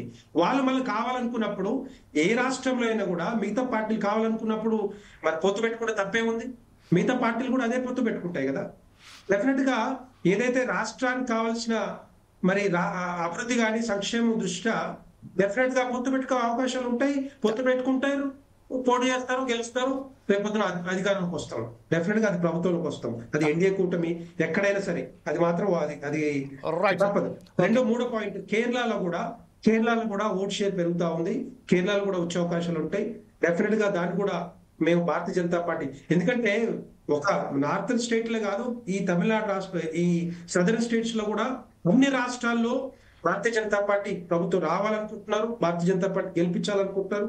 డెఫినెట్ గా వచ్చే అవకాశాలు ఉంటాయి. రైట్, ఇదే విషయంపై ఒకసారి మనం కార్తిక్ గారి దగ్గరికి వెళ్దాం. కార్తిక్ గారు, ప్రస్తుతం ఏదైతే మన వెంకటరెడ్డి గారు చెప్పారో ఖచ్చితంగా తమిళనాడుకు సంబంధించి వస్తే మనకు వాస్తవాలు అక్కడ అవసరాల దృష్ట్యా ఖచ్చితంగా ఏఐడిఎంకేతోని మేము ఖచ్చితంగా పోటీ, అంటే ఒక స్నేహపూరిత వాతావరణంలోనే మేము ఖచ్చితంగా ఎన్నికలలో వెళ్తామని చెప్తున్నారు. ఇంకొక విషయం చాలా అమిత్ షా చాలా మాట్లాడారు. ఏం మాట్లాడారంటే కేవలం తమిళనాడులో కాకుండా కేరళలో సైతం, అలాగే వచ్చే ఎన్నికలలో 2026లో ఏదైతే పశ్చిమ బెంగాల్లో కూడా ఎలక్షన్స్ వస్తున్నాయి, అక్కడ కూడా మేము ఖచ్చితంగా విజయం సాధిస్తామని చెప్తున్నారు. అంటే వాస్తవానికి మనం ఒకసారి చూసినట్టయితే కాంగ్రెస్ ప్రభుత్వం ఇంత నేషనల్ లెవెల్లో ఇంత పెద్ద పార్టీ అయిన కూడా ఈ విషయంపై ఎందుకు దృష్టి సారిస్తలేదు? తమిళనాడులో కూడా they are going to be very poor. I mean what is say that the result. And మనం జస్ట్ బిఫోర్ వారికి ఇచ్చే ముందు ఒకటే మర్చిపోయాను. సో నేను ఏమంటున్నానంటే తమిళనాడు రాష్ట్రంలో ఎన్డీఏ గెలిస్తే మణిపూర్ లా అవుతుందండి. అంటే వాళ్ళు ఏమైనా రాహుల్ గాంధీ ఏమైనా ప్లాన్ చేస్తున్నాడు, కుతంత్రాలు చేసి మణిపూర్ లాగానే ఈ తమిళనాడు రాష్ట్రంలో చేయాలని కార్తిక్ గారు రెడీగా ఉన్నట్టుంది సమాధానం చెప్పడానికి. అదే ఉన్నట్టుంది. ఆపరేషన్ సింధూర్ కానీ ఆర్మీని కానీ కించపరిచే వ్యాఖ్యలు చేస్తున్నారంటే డెఫినెట్ గా వాళ్ళ మైండ్ లో గవే విద్వేషాలు. అదే విషయంపై బహుశా కార్తిక్ గారు మీ సమాధానం ఇవ్వడానికి సిద్ధంగా ఉన్నారు. అదే విషయంపై ఇప్పుడు మనం అనుకున్నట్టుగా కేరళలో కూడా కాంగ్రెస్ పార్టీకి సంబంధించిన కొంచెం బలం తగ్గుతుందని చెప్తున్నారు. వచ్చే ఎన్నికలలో బీజేపీ అక్కడ కూడా ప్రభుత్వం ఏర్పాటు చేయబోతుందని చెప్తున్నారు. వెస్ట్ బెంగాల్లో మాత్రం మనం చెప్పలేము. ఇప్పుడు ప్రత్యేకత మనం చూస్తున్నాము, ఆల్రెడీ మమతా బెనర్జీ అట్లా అంత అగ్రెసివ్గా వెళ్తుంది. కానీ తమిళనాడులో మాత్రం ఒక విషయం వాళ్ళు చూసినట్లయితే ఈ అనేక ఆరోపణలు ఎదుర్కొంటున్న స్టాలిన్ ఏకైకంగా అతను పోరాడుతున్నారు. ఈ విషయంలో ఖచ్చితంగా కాంగ్రెస్ అతనికి ఆ కూటమిలో భాగంగా INDA కూటమిలో భాగంగా అంత బలంగా అతను తిరిగి రావడానికి ప్రయత్నం చేస్తున్నదా, లేకపోతే లోపాయి గారుగా బీజేపీ అక్కడ రావడానికి ఏదైతే వారు చెప్తున్నారో జోస్యం చెప్తున్నారో ఖచ్చితంగా బీజేపీ స్థాపించబోతుందా? అలాగే ఇప్పుడు మన మిత్రులు వెంకటరెడ్డి గారు మీకు ఒక క్వశ్చన్ అడిగారు. ఆపరేషన్ సింధూర్కు వ్యతిరేకంగా ఏదైతే రాహుల్ గాంధీ మాట్లాడుతున్నారో అదే ఇంకొక రెచ్చగొట్టే ప్రయత్నాలు ఏమన్నా రాహుల్ గాంధీ తమిళనాడు కూడా చెబుతున్నారా? ఈ విషయంపై చెప్పండి సార్. సార్ అయితే నాకు అంటే అన్న వెంకటరెడ్డి అన్న మాట్లాడితే నాకు బీజేపీ ప్రతినిధే కాకుండా చాలా మానవతావాదిగా చాలా మనసున్న వ్యక్తిగా మాట్లాడినట్టు అనిపించింది. ఎందుకంటే అన్నగారు మధ్యలో మాట్లాడుకుంటూ బీజేపీ పార్టీ మతాల పైన కాదు కాంగ్రెస్ పార్టీ మతాల పైన రాజకీయం చేస్తారు. ఎక్కడ సార్ కాంగ్రెస్ పార్టీ మతాల పైన రాజకీయం చేస్తుందా? ఎవరు జై శ్రీరామ్ అనే పేరు పైన దేవుడి పైన అయోధ్య రాముడి పైన రాజకీయం చేసేది ఎవరు? నా సీతారాముల్ని సీతమ్మని రాముల వారిని విడగొట్టి జై శ్రీరామ్ అనేటువంటి నినాదాన్ని జై శ్రీరామ్ అని సీతారాముల్లో నుంచి సీతమ్మ వారిని విడగొట్టి రాజకీయం చేస్తుంది ఎవరు సార్? కాంగ్రెస్ పార్టీయా? ఎట్లా సార్ ఈరోజు ఆపరేషన్ సింధూర్ గురించి కించపరిచే విధంగా రాహుల్ గాంధీ గారు మాట్లాడుతున్నారా? ఎక్కడ సార్ బీజేపీ పార్టీకి సంబంధించినటువంటి మంత్రి గారు వారిని ఆపరేషన్ సింధూర్ లో పనిచేసినటువంటి ఆఫీసర్ని పట్టుకొని తీవ్రవాదుల సోదరిమని ఆమె అని చెప్పి కించపరిచినటువంటి మాట్లాడినటువంటి వాళ్ళు ఎవరు? రాహుల్ గాంధీయా? ఎట్లా సార్ వెంకటరెడ్డి గారు మాట్లాడినప్పుడు ఎట్లా అంటే చాలా మనసున్న వ్యక్తిగా మాట్లాడినట్టు అనిపించింది, కానీ ఎక్కడ కూడా బీజేపీ ప్రతినిధిగా మాట్లాడినట్టు అనిపించలేదు. సార్ కరెక్టే, వారు ఇంతకుముందు అన్నగారు మాట్లాడుకుంటూ ఒక మాట అన్నారు ఆన్ సీరియస్ నోట్. ఏంటి అంటే ప్రతి 5 సంవత్సరాలకు తమిళనాడులో ప్రభుత్వము మారుతుంది కాబట్టి మేము అధికారంలోకి వస్తామని చెప్తున్నారు. అంటే ప్రతి 5 సంవత్సరాలకు తమిళనాడు ప్రజలు మరో పార్టీకి అవకాశం ఇస్తున్నారు కాబట్టి ఇక్కడ అధికారం కోసము వేచి చూస్తుంది బీజేపీ పార్టీ. ఇప్పుడు స్టాలిన్ గారు ఉన్నారు కాబట్టి మరో దఫా ఇంకో పార్టీకి అధికారం వచ్చే అవకాశం ఉంది కాబట్టి మనం వెళ్ళి వాళ్ళ పంచన చేరితే మనం అధికారం చేపట్టొచ్చు అన్నటువంటి కుతంత్రాన్ని ఇక్కడ మనం చాలా స్పష్టంగా మనం ఇక్కడ చూడొచ్చు. కాబట్టి ఏంటంటే ఇక్కడ ఎక్కడ కూడా బీజేపీ పార్టీకి అవకాశం వస్తలేదన్న విషయాన్ని వారు చెప్పకనే చెప్పారు. తర్వాత ఆపరేషన్ కగారు గురించి మాట్లాడుకుంటూ వాళ్ళు అడవుల్లోనే బ్రతకాలని పెద్ద ప్రశ్న ఇచ్చినారు. అయితే సార్ అడవుల్లో బ్రతకకూడదనే నాడు 2004లో రాజశేఖర రెడ్డి గారు ఒక ఎగ్జాంపుల్ సెట్ చేసినారు. సెట్ చేసినప్పుడే కదా సాంబశివుడు గారు కానీ సీతక్క గారు కానీ వీరందరూ అడవుల్ని విడిచిపెట్టి ప్రజాక్షేత్రంలోకి వచ్చి ఈరోజు ప్రజాక్షేత్రంలో కొట్లాడుతున్నటువంటి అనేక మంది ఈరోజు ప్రజాక్షేత్రంలో లేరా? వారితో శాంతి చర్చలు జరిపితే అయిపోయేదానికి ఎందుకు వారిని చంపాలి? ఎందుకు వారిపైన హత్యాకాండను మనం ఈరోజు తెరలేపాలి? కాబట్టి ఎక్కడా కూడా ఈరోజు బీజేపీ పార్టీకి ఎక్కడా కూడా ప్రజలకు కానీ దేశానికి కానీ మంచి చేద్దాము ప్రగతిని సాధిద్దాం అన్నటువంటి ఆలోచన ఎక్కడ కూడా లేదు. వాళ్ళకు ఉన్నటువంటి ఒకటే టార్గెట్ ఏంది? ఈ దేశంలో మనం అధికారంలో ఉండాలి, అధికారాన్ని అనుభవించాలి అన్నదే తప్ప ప్రజలకు మంచి చేయాలని ఇక్కడ లేదు. ఈరోజు తమిళనాడులో మేము అధికారంలోకి వస్తాము మేమేదో చేస్తాం అంటున్నారు కదా. వద్దు సార్, మీరు తమిళనాడు గురించి తర్వాత మాట్లాడుకుందాం. పక్కనే ఉన్నటువంటి ఆంధ్రప్రదేశ్ రాష్ట్రంలో మీరు చంద్రబాబు నాయుడు గారితో కలిసి ప్రభుత్వాన్ని ఏర్పాటు చేసుకున్నారు కదా. 2018 డిసెంబర్లో చంద్రబాబు నాయుడు గారు ఏమన్నారు? నరేంద్ర మోడీ గారికి భార్య లేదు, సంసారం అంటే ఏందో తెలియదు, అట్లాంటి వ్యక్తి మనల్ని పాలించేది ఎట్లా పాలిస్తాడు? అట్లాంటి వ్యక్తి తన ఇంటిని భార్యని చూసుకోలేనటువంటి వాడు ఎట్లా మనల్ని పాలించడానికి నైతిక హక్కు ఉంది అని చెప్పి వారు మాట్లాడినారు. ఏం జరిగింది మరి?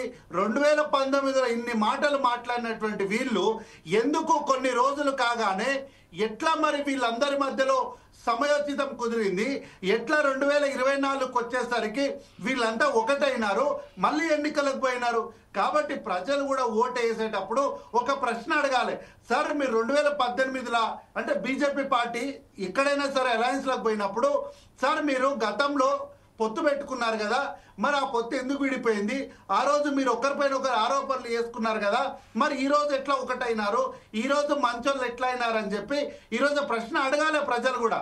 తర్వాత బీఆర్ఎస్ పార్టీ ఏదో కాంగ్రెస్ పార్టీతో ఉందని 2004లో మాతో అలయన్స్ లో పెట్టుకొని పట్టుమంటే 2 ఏళ్ళు కూడా సంసారం చేయకుండా 2006లో విడిపోయి 2009లో ఇక్కడ మహాకూటమిగా టీడీపీ పార్టీతో అలయన్స్ లో ఉండి ఇక్కడ చంద్రబాబు నాయుడు అధికారం చేపట్టకపోయేసరికి కల్వకుంట్ల చంద్రశేఖర్ రావు గారు ఎవ్వరికి చెప్పకుండా నేరుగా వెళ్ళిపోయి కేంద్రంలో బీజేపీ పార్టీతోని జతకట్టినప్పుడు ఒక ప్రధానమైనటువంటి ఇంగ్లీష్ పత్రిక రాస్తూ Kalvakuntla Chandrashekar Rao decision has been surprised to the party cadre అని చెప్పి వాళ్ళు రాసుకుంటూ వచ్చారు.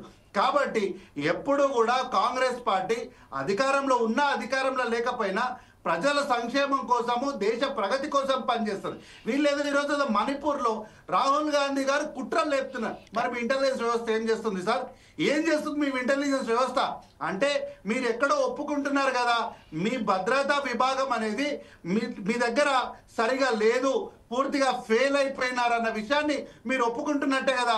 ఆపరేషన్ సింధూర్లో కూడా మేమేదో పగలబడి మేమేదో చేసేస్తాం, మేమంతా ఇంత అని చెప్తే అక్కడ నుంచి ట్రంప్ గారు నరేందర్ సరెండర్ అనేసరికి జీ హుజూర్ అనుకుంటూ నాశంగా నమస్కారం పెట్టి సైలెంట్ గా వెనక్కి తిరిగి వచ్చి ఈ రోజు ఆపరేషన్ సింధూర్ ఏమైంది అంటే దానిపైన మాట్లాడినటువంటి వాళ్ళు వీళ్ళు వచ్చి ఈరోజు కాంగ్రెస్ పార్టీ చిత్తశుద్ధి గురించి రాహుల్ గాంధీ గారు రెచ్చగొడుతున్నారు, కాంగ్రెస్ పార్టీ మత విద్వేషాలు రెచ్చగొడుతుందంటే ప్రజలు కూడా విఘ్నులు సార్ అర్థం చేసుకుంటారు. ఎవరు మతాలపైన రాజకీయం చేస్తున్నారో, ఎవరు రెచ్చగొట్టే వ్యాఖ్యలు చేస్తున్నారో ప్రజలు దాన్ని గుర్తిస్తారు, గమనిస్తారు. కానీ నేను చిత్తశుద్ధితో ఒక మాట విశ్వసనీయంగా ఒక మాట చెప్తున్నా సార్, ఈసారి తమిళనాడు ప్రజలు ఒక చరిత్ర సృష్టించబోతున్నారు. ప్రతిసారి 5 సంవత్సరాలకు ప్రభుత్వాన్ని మార్చే తమిళనాడు ప్రజలు ఈసారి వరుసగా రెండవసారి స్టాలిన్ గారికి అధికారం కట్టబెడుతూ ఒక నూతన అధ్యాయానికి వాళ్ళు తెరలేపుతున్నారన్న విషయాన్ని మాత్రం చాలా గట్టిగా తెలియజేస్తున్నారు. రైట్ కార్తిక్ గారు, థ్యాంక్ యూ వెరీ మచ్. ఇప్పుడు అమరేందర్ గారి దగ్గరికి వెళ్దాం. అమరేందర్ గారు, ప్రస్తుతం ఏదైతే కోమటిరెడ్డి మన వెంకటరెడ్డి గారు చెప్పారు, అలాగే కార్తిక్ గారు చెప్పారు, ఖచ్చితంగా ఒక దశలో చంద్రశేఖరరావు బీజేపీతో పొట్టు పెట్టడానికి వెళ్ళారు, అది ప్రధాన శీర్షికలో వచ్చారని చెప్తున్నారు. కాకపోతే ఏంటంటే ఇంకొక వెంకటరెడ్డి గారు ఏమన్నారంటే చూపించమని చెప్పండి, అది అధికారం, అదే ఆ పేపర్ కటింగ్, ఆ పేపర్ ఉన్నదని చెప్తున్నారు కదా. డెఫినెట్ గా జనతా పార్టీకి అవసరమే లేదు చెప్పాలి. అదే కంక్లూడ్ గా మనం మీ దగ్గరికి వస్తాను. Conclude you have to be give conclude and debate to this conclude. Okay, anyway Amarender గారు, ప్రస్తుతం ఏదైతే మత దేశాలకు బీజేపీ ఎప్పుడు కూడా రెచ్చగొట్టే ప్రయత్నం చేయదు, మతాల మీద రాజకీయం చేయదు అని చెప్తున్నారు. ఇంకొక విషయం ఏంటంటే ప్రస్తుతం మనం ఏదైతే చూస్తున్నామో దక్షిణాది రాష్ట్రాలలో పట్టు సాధించడానికే బీజేపీ విశ్వ ప్రయత్నం చేస్తున్నది. రేపు రాబోయే ఎన్నికలలో ఈరోజు మనం ఈ పరిస్థితులు చూసినట్టయితే బీఆర్ఎస్తో కూడా పొత్తు పెట్టే అవకాశాలు కూడా కనబడుతున్నాయి. ఈ విషయంపై మీరేమంటారండి? వాళ్ళు ఎందుకంటే నేను ఒకటే అంటున్నా, ఒక్క నిమిషం సాక్ష్యం చూపిస్తా, ఒక్క నిమిషము సాక్ష్యం చూపిస్తా, ఒక్క నిమిషం అమరేంద్ర అన్న. ఇది India today paper, India today date వచ్చేసి May 13, 2009 మధ్యాహ్నం 12 గంటలకు ఇది రాసినారు. Distant of bringing in TRS over party Chandrashekar Rao joins the decision to join the BJP led NDA to achieve the goal. This announcement by KCR took the party leaders by surprise. ఇది పంపిస్తాను sir మీకు, మీ ద్వారా వారికి పంపించండి ఒకసారి. ఇది BJP స్టేట్మెంటా లేకపోతే TRS స్టేట్మెంటా? Congress వాళ్ళు రాపించిందా? ఇది కాంగ్రెస్ వాళ్ళు రాపించిందా? ఇది నమస్తే తెలంగాణ లాగా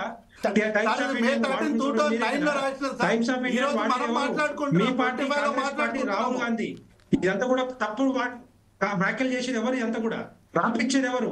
మీ వాళ్ళే. పత్రికలు వచ్చితే ఈ పత్రిక ఎక్కడ కూడా కనపడలేదే, వేరే పత్రికలు ఎక్కడ రాలేదే ఆ రోజు. ఎందుకు రాలేదు ఆ రోజు?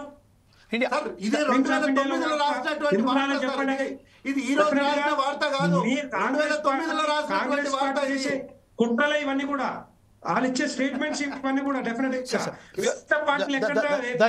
ఎక్కడ రాలేదే. నమస్తే తెలంగాణ వచ్చిన స్టేట్మెంట్లు వేరే పేపర్లో నమస్తే తెలంగాణ కాదు సార్, ఇండియా టుడే 2009 నేను చెప్తున్నా, ఎగ్జాంపుల్ చెప్పాను. రైట్ అమరేందర్ గారు, మేము ఎవరితో పెట్టుకోలేదు, ఎవరు సంబంధమే లేదు, సింగిల్ గా వస్తాం అనుకున్నాం, సింగిల్ గా పోతున్నాం, సింగిల్ గా పోటీ చేసే తత్వం మాది తెలంగాణ రాష్ట్రం. అమరేందర్ గారు చెప్పండి. అమరేందర్ గారు కమాన్ గో హెడ్. జమీల్ భాయ్, నేను ఏమంటున్నా, వెంకటరెడ్డి గారు ఏమన్నారు, మేము ఏ పార్టీలతో పొత్తు పెట్టుకోమన్నారు. ఇవాళ పార్టీలతోటి పొత్తు పెట్టుకోకుండా వాళ్ళు సింగిల్ శివమే అంటారు కదా. ఇవాళ తెలుగుదేశం పార్టీ తిట్టిన తెలుగుదేశం పార్టీతో పొత్తు అమరేందర్ గారు కేవలం తెలంగాణలో మాత్రం అంటున్నారు. తెలంగాణ గతంలో ఆంధ్రప్రదేశ్ లో గుర్తు ఎన్టీ రామారావు తెలంగాణలో చెప్తున్నాడు. తెలంగాణ వెంకటరెడ్డి గారు మీకు గత చరిత్ర తెలుసుకోవాలి. ఎందుకంటే గత చరిత్ర తెలిసి తెలుగుదేశం పార్టీ తోటి సిపిఎం గాని బీజేపీ గాని రెండు పొత్తు పెట్టుకొని కాంగ్రెస్ మీద గతంలో కొట్లాడిన మాట వాస్తవమా కాదా? ఎన్టీ రామారావు పీరియడ్ లా బీజేపీ పొత్తుంది, సిపిఎం పొత్తుంది, తెలుగుదేశం పొత్తుంది. గతంలో పొత్తు పెట్టుకొని కొట్లాడారు. తర్వాత మీకు ఒక విషయం గుర్తు చేస్తాను నేను. ఇప్పుడు కూడా మిమ్మల్ని తిట్టిన పార్టీలు, ఆయన జనసేన పార్టీ ఆయన అంటాడు నేను చెగవేరా, నేను కమ్యూనిస్టులు అంటే మాకు నేను రక్తం ఉడుకుతుంది, నేను చెగవారా నుంచి ఉద్భవించిన అని చెప్పుకున్నాయని ఇలా కాషాయం బట్టలు వేసి తిప్పుతున్నారు ఆయనని. ఆయనకు సిగ్గు లేదా? మరి ఆ మాటలన్నా ప్రజలకు కూడా ఇంత కూడా ఆయన మీద అది లేకుండా తిరుగుతుర్రా అనేది కూడా అర్థం కదా. ఆయనకేం భయం పుట్టుకుందో. వాళ్ళన్న 2-3 అవార్డులు ఇవ్వగానే ఆయన సలవాడు కూర్చోన్నాడు ఆయన. కానీ నేనేమన్నా నిజాయితీగా మీ పార్టీ ఏమంటున్నా అంటే ఎక్కడనైనా ప్రజల సంక్షేమం మీదనే దృష్టి పెట్టి ప్రజలను ఆర్థికంగా బలోపేతం చేసి మేము మతాలను రెచ్చగొట్టకుండా, దేవుణ్ణి వాడకుండా, దేవుని పేరు లేకుండా ఎక్కడైనా మీరు అధికారంలోకి ఈ దేశంలో కనుక వస్తే ఐ కెన్ ఛాలెంజ్. మీరు ఏ రోజు కూడా మీరు మతాలను కానీ కులాలను కానీ, ఇక్కడ మీకు ఇంకొక విషయం చెప్తా నేను, ఈ యొక్క భాష సంయుక్త రాష్ట్రాలైనటువంటి సార్వభౌమాధికారంగా ఈ భారతదేశంలో ఈ ద్రావిడ్ కల్చర్ ఉన్నటువంటి సౌత్ ఇండియాలో బీజేపీ రావడం ఒక కళ. మీరు వస్తే ఎట్లా వస్తారంటే ఈడీ దాడులు, మత విద్వేషాలు, లేకపోతే అక్కడ ఉన్నటువంటి కొన్ని అంశాల మీద రెచ్చగొట్టి చేస్తారు తప్ప కానీ మీరు మాత్రం వచ్చేది కళ. మీరు ఇంకొక విషయం మాట్లాడారు ఇంతకుముందు, సోదరుడు కార్తిక్ ఎంత ఏజో నాకు తెలియదు కానీ నేను ఒక ఫ్లోర్ లీడర్ గా పనిచేసిన. నేను ఇప్పుడు మన రైతు బంధు చైర్మన్ గా చేసిన బీఆర్ఎస్ పార్టీలో. కానీ నేను చరిత్రలో చూడలే, మా భువనగిరి మున్సిపాలిటీలో మా బీఆర్ఎస్ పార్టీ చైర్మన్ గా ఉంటే ఎన్నికలలో కాంగ్రెస్ గెలిచిన తర్వాత ఆ బీఆర్ఎస్ పార్టీ చైర్మన్ దింపి కాంగ్రెస్ పార్టీ చైర్మన్ తీసుకుంది, బీజేపీ పార్టీ వైస్ చైర్మన్ తీసుకుంది. ఇంత నీతి మారినటువంటి రాజకీయాలు, సిద్ధాంతం చెప్తున్నటువంటి ఈ రాజకీయ నాయకులు ఏమైందో అంటున్నా. మొన్న రఘునందన్ రావు జిఎస్టిఎంసీ మీటింగ్ లో ఒక వ్యక్తిని, గతంలో ఉన్నటువంటి డిప్యూటీ మేయర్ ని కాపాడడానికి సర్దార్ చచ్చిపోతే ఆయన గురించి వకాలత్ పుచ్చుకున్నటువంటి గొప్ప వ్యక్తి మీ రఘునందన్ రావు. ఇవాళ ఎవరి గురించి అమ్మండి మాట్లాడేది? ఇవాళ నయీం అనే నరహంతకుణ్ణి కాపాడినటువంటి మీ రఘునందన్ రావు ఇవాళ మతాల గురించి మాట్లాడుతున్నా, ఇలా సిద్ధాంతాల గురించి మాట్లాడుతున్నా. మీరు ఎక్కడ మాట్లాడుతున్నారు? ఆ రోజు పార్లమెంట్ 8 సీట్లు వచ్చినాయి అన్నారు మీరు. నిజమైన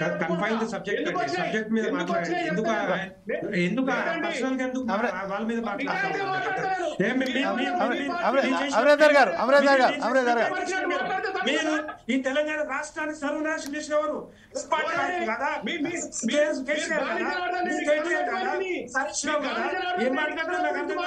ఏం మాట్లాడతారు?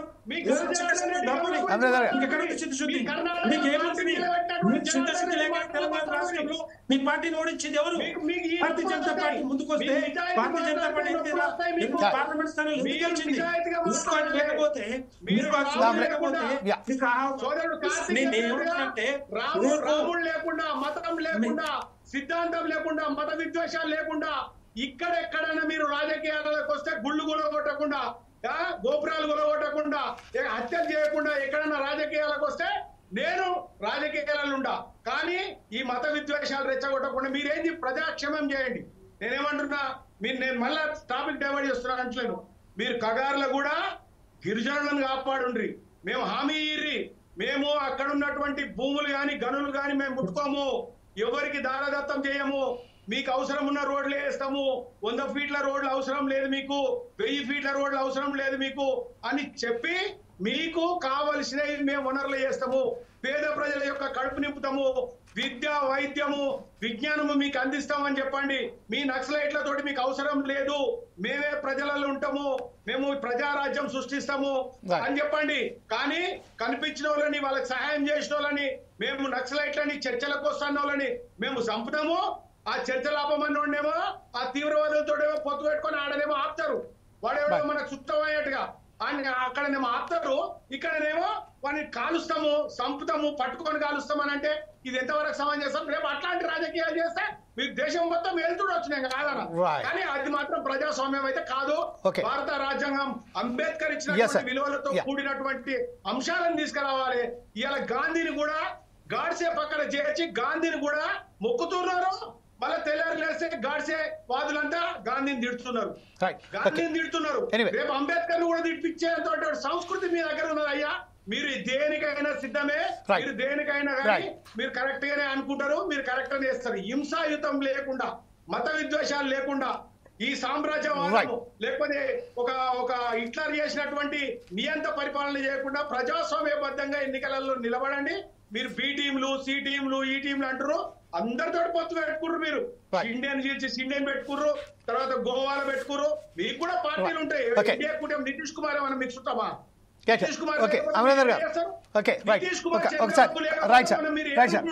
రైట్ అమరేందర్ గారు, కోటేశ్వరరావు గారు, ఇప్పుడు ప్రస్తుతానికి కంక్లూడ్ గా మీరు ఇప్పుడు ప్రస్తుతం ఉన్న పరిస్థితుల్లో తమిళనాడు రాష్ట్రంలో బీజేపీ కూటమి అధికారంలోకి రాబోతుందా? వస్తే ఇప్పుడు మన మిత్రులు చెప్పినట్టుగా మతద్వేషాలు రెచ్చకుండా, ఎక్కడ కూడా ఏ మతాన్ని కూడా కించపరచకుండా, ద్రావిడ కల్చర్ను దెబ్బతీయకుండా బీజేపీ తమిళనాడులో ప్రభుత్వం అక్కడ చేయబోతుందా? ఈ విషయంపై మీరు కంక్లూడ్ చేయమంటారు సార్? సార్ మీ ఫోన్ అన్మ్యూట్ చేయండి sir please, if you don't mind. దక్షిణాదిన కేరళలో 5 ఏళ్లు కమ్యూనిస్టులు అధికారానికి వస్తే మరొక 5 ఏళ్లు కాంగ్రెస్ కూటమి అధికారానికి వచ్చినటువంటి చరిత్ర ఉన్నది. అదేవిధంగా తమిళనాడులో కూడా డిఎంకే అన్నాడీఎంకే మధ్య ఆ విధంగా 5 ఏళ్ళకు ఒకసారి అధికారం మారిన హిస్టరీ మన కళ్ళ ముందు. కానీ అదే కేరళలో ఆ చరిత్రని పక్కన పెట్టేసి సిపిఎం రెండోసారి అధికారానికి వచ్చింది. మొన్న ఇప్పుడు ఉన్నటువంటి ముఖ్యమంత్రి ఇప్పుడు రెండోసారి పదవిలో ఆయన కొనసాగుతున్నారు. అట్లాగే తమిళనాడులో కూడా అన్నాడీఎంకే డిఎంకే రెండింటిని చూసినప్పుడు అన్నాడీఎంకే అనేటువంటిది బలహీనపడింది, చీలిపోయింది. గతంలో దానికి ఉన్నటువంటి బేసు లేదు అనేటువంటిది ఒక వాస్తవం. అందువలన ఇవాళ ఉన్నటువంటి పరిస్థితుల్లో చూసినప్పుడు మళ్ళా ఆ సంప్రదాయానికి గండి కొట్టి డిఎంకే నాయకత్వంలో ఉన్నటువంటి కూటమి అధికారానికి వచ్చేటువంటి అవకాశం ఉంది అనేటువంటిది నేను చెప్పదలుచుకున్నా. ఇంకొక 2 విషయాలు నేను చెప్పాలి. ఈ తమిళనాడు కాకుండా మన వెంకటరెడ్డి గారు గిరిజనుల గురించి ఆయన చాలా ఆవేదన వ్యక్తం చేశారు. ఆపరేషన్ కగార్ జరిగినటువంటి ఛత్తీస్గఢ్ లో వాళ్ళు 15 సంవత్సరాల పాటు వరుసన వాళ్ళు ముఖ్యమంత్రిగా ఉన్నారు. అదేవిధంగా నితీష్ కుమార్ బీహార్ లో ముఖ్యమంత్రిగా ఉన్నారు. పార్టీ ఏదైనా ముఖ్యమంత్రి ఆయనే కనుక అవుతాయి. అదేవిధంగా మధ్యప్రదేశ్ లో కూడా దీర్ఘకాలం బీజేపీ అధికారంలో ఉంది. ఆ రాష్ట్రాల్లో గిరిజనుల పరిస్థితి ఏమన్నా మెరుగుపడిందా అంతకు ముందుతో పోలిస్తే అనేటువంటిది నిజాయితీగా చెప్పమనండి. ఈ సబ్జెక్ట్ అంతా కూడా డైవర్ట్ చేస్తున్నారండి. ఆపరేషన్ కగార్ కు సంబంధించిన మనం డెఫినెట్ గా రేపు ఈ విషయంపై మనం ఒక చర్చ పెట్టబోతున్నాం. The same panel I want to take the same people in my next subject. దేని గురించి మాట్లాడుతాం మనం? తమిళనాడు రాష్ట్రం గురించి మాట్లాడుతా ఉన్నాం. దాని గురించి మాట్లాడండి. ప్రస్తావనకు వచ్చాయి కనుక నేను ముందే చెప్పాను. ప్రస్తావన ఎవరు చేశారు? మిగతా పార్టీలు చేసినారు. The same debate on Kagar, operation Kagar also we are going to carry on tomorrow with the same panelists. ఇది కరెక్ట్ కాదు కదా. కావాలంటే ఒక రోజు పెట్టండి, దాని గురించి పెట్టండి. జమీల్ గారు ఒక రోజు పెట్టండి. నేను ఖచ్చితంగా రేపు దీని విషయంలో సేమ్ ప్యానలిస్ట్లతోనే రేపు పెడదాం అనుకుంటున్నాం సార్. అయితే just I will inform you after my debate. I will come to you and then afterwards I will ask you to come the same panelist on my next debate on Kagar, operation Kagar on tomorrow at 12 o'clock. Anyway ఈ రోజు మనం పాల్పంచుకున్నందుకు సమయం అయిపోయింది కాబట్టి ప్రతి ఒక్కరికి క్షమాపణ కోరుతూ ఈ రోజు ప్రస్తుతం పాల్గొన్నందుకు కోటేశ్వరరావు గారికి, అలాగే సమయుల్ కార్తిక్ గారికి, అలాగే వెంకటరెడ్డి గారికి, అమరేందర్ గారికి ప్రతి ఒక్కరికి ధన్యవాదాలు చెప్తూ రేపు మరొక కార్యక్రమం ముందుకు వస్తాం. అప్పటిదాకా చూస్తుండండి 4 Sides TV.